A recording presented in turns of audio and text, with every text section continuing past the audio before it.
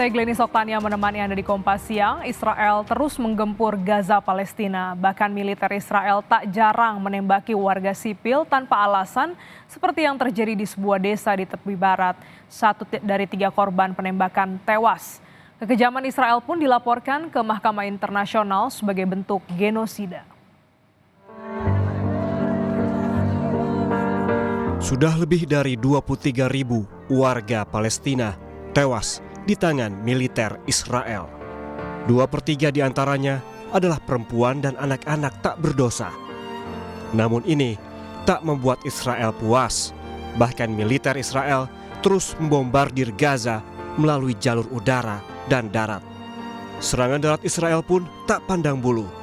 Mereka bisa dengan semena-mena menembaki warga Palestina tanpa alasan yang jelas, seperti yang terjadi di sebuah desa di tepi barat. Rekaman kamera pemantau menunjukkan seorang pria yang sedang berjalan di alun-alun desa Beit Rima tiba-tiba ditembak hingga tersungkur. Tak henti sampai di situ, 2 orang yang hendak menolong juga tiba-tiba ditembak. Akibatnya, 1 dari 3 orang yang tertembak meninggal dunia. Dari keterangan korban yang selamat, penembakan yang dilakukan oleh militer Israel yang sesaat setelah penembakan datang menghampiri korban dengan menaiki kendaraan militer. احنا والشباب كان عدوار البلد واقفين كله في جيش في مشاة صرنا نلفت وين وهيش ندور بك احنا واقفين ما نسويش شيء مش في ايدينا اي شيء ما شفنا الا هالجند في قناص ما شفت الا هو اول ما بلش طخ اخوي خلص جيت درمح بدي اساعده اللي هو اجى طخخني والشهيد بك لحقني وراي في نفس اللحظة قنص مع الجندي. Tak puas sampai di situ, Israel juga membatasi bantuan-bantuan pokok seperti makanan dan air bersih, membuat warga Gaza semakin menderita kelaparan dan kehausan di tengah-tengah puing atau pengungsian. Pekan lalu, 2 senator Amerika Serikat yang mengunjungi penyeberangan Rafah mengungkap proses rumit memperlambat bantuan kemanusiaan. Kerumitan disebabkan oleh inspeksi Israel dan penolakan terhadap bantuan kemanusiaan yang sangat dibutuhkan. Bukan membuka akses bantuan dengan selebar-lebarnya, Badan Pertahanan Israel yang bertanggung jawab atas urusan sipil Palestina justru berdalih bahwa bantuan yang masuk ke Gaza cukup dan tidak ada kekurangan makanan di daerah yang terkepung. Mereka justru menyalahkan kelompok-kelompok bantuan internasional dan menyarankan PBB meningkatkan jumlah pekerja yang menerima dan mengemas bantuan.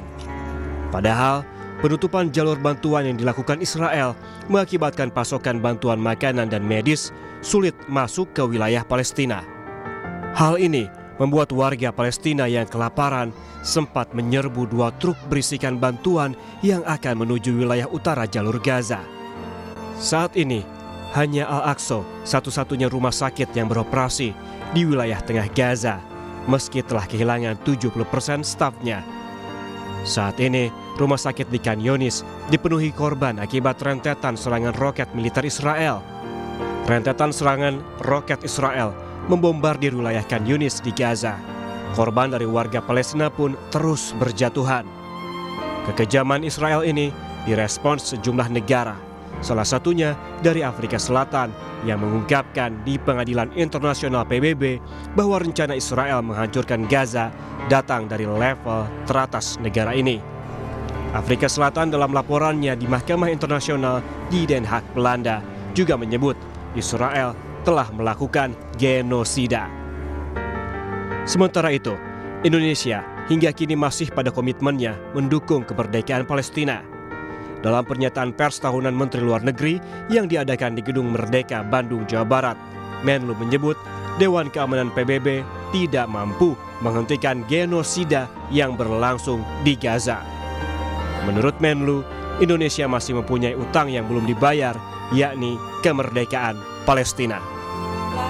Indonesia secara konsisten berdiri tegak bersama bangsa Palestina, memperjuangkan hak-haknya, serta melawan kekejaman dan penjajahan Israel. Indonesia memilih berada di sisi sejarah yang benar untuk membela kemanusiaan dan keadilan bagi bangsa Palestina.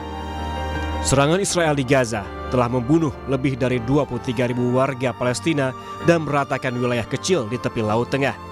Sejak perang dimulai Oktober 2023, Israel melarang masuknya sejumlah kebutuhan pokok seperti makanan, air, bahkan obat-obatan ke Gaza. Hanya bantuan dari PBB yang bisa masuk untuk para pengungsi di Gaza yang jumlahnya jauh di bawah kebutuhan wilayah ini. Saudara Presiden Palestina Mahmud Abbas bertemu dengan Menteri Luar Negeri Amerika Serikat Antony Blinken di kota Ramallah pada Rabu waktu setempat membahas rencana perbaikan dan langkah pengakuan utuh negara Palestina saat perang berakhir nanti.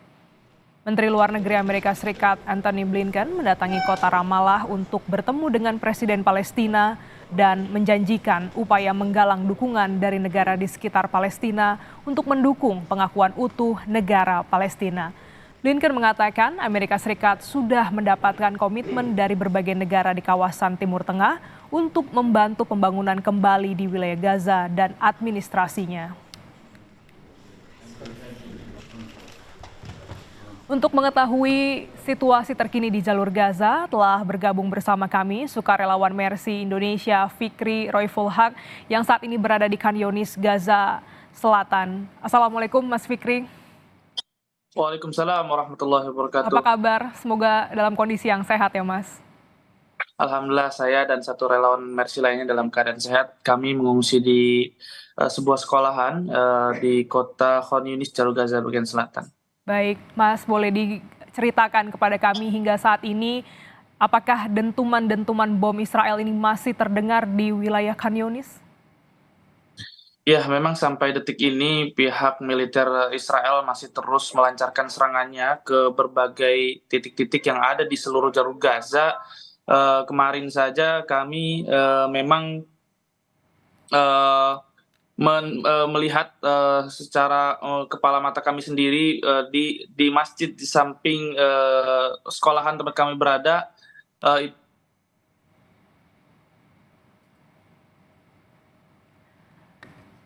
Kami mengalami kendala komunikasi bersama Fikri Roiful Haq yang berada di Khan Younis yang merupakan sukarelawan Mercy Indonesia. Kami mencoba kembali untuk menghubungi Fikri. Mas Fikri. Ya, halo Mbak. Ya, silakan Mas. Ya, memang sampai saat ini serangan-serangan Israel terhadap warga sipil juga masih terus dilancarkan ya dari udara, darat dan juga laut. Dari Kementerian Kesehatan Palestina juga tercatat setidaknya 23.400 lebih warga syahid dan di antara mereka 10.500 adalah anak-anak dan juga 7.100 dari kalangan wanita.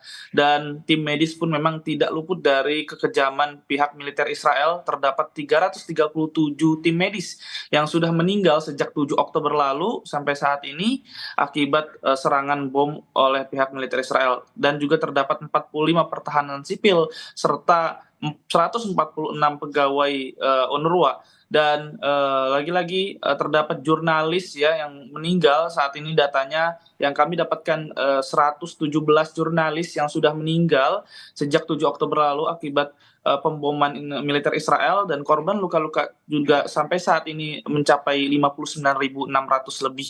Dan korban luka-luka maupun korban meninggal didominasi oleh anak-anak dan perempuan, dan masih ada 7.000 warga yang memang mereka masih di bawah runtuhan, belum ditemukan oleh tim evakuasi. Dan perlu ketahui memang sampai saat ini data yang kami dapatkan terdapat 10.000 penderita kanker yang memang mereka berisiko kematian, karena sampai saat ini ada 30 rumah sakit yang sudah berhenti total dari 36 sampai 38 rumah sakit.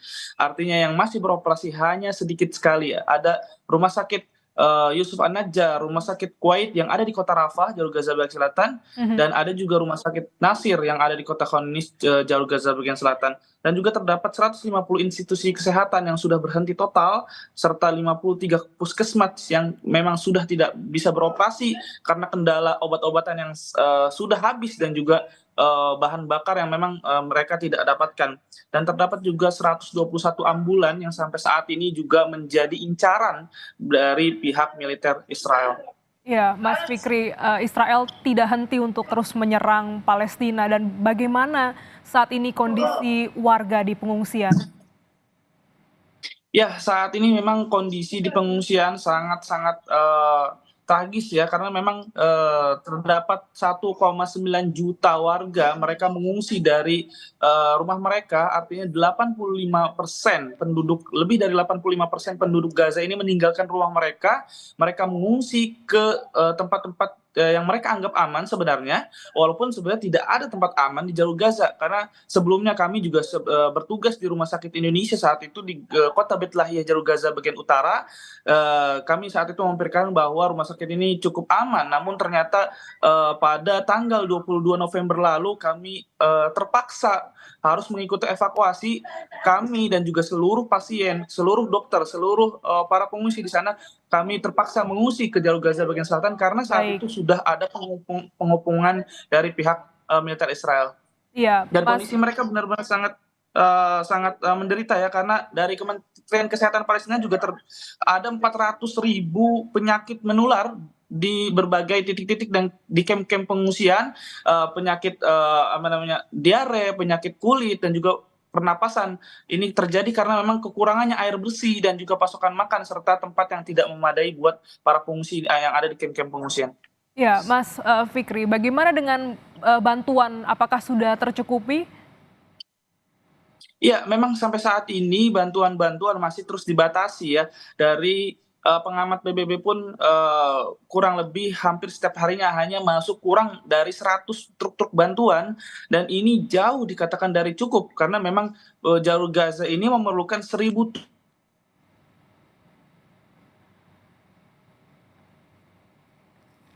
Kami kembali mengalami gangguan teknis komunikasi kami bersama relawan Mercy, Fikri Rofiul Haq yang menceritakan, menggambarkan bagaimana kondisi terkini para pengungsi, di mana masih ada serangan dan juga membuat kondisi di sekitaran Khan Younis begitu membutuhkan bantuan.